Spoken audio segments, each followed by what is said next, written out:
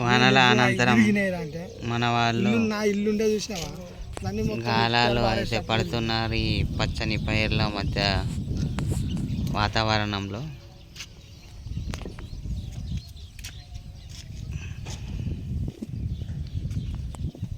ఆహ్లాదకరమైన పల్లెటూరి వాతావరణంలో చేపలు పట్టడం చాలా సరదాగా ఉంటుంది. రాజుకు చేపలు పడడం లేదు. చూడండి చూడండి చేపలు ఎగురుతున్నాయి.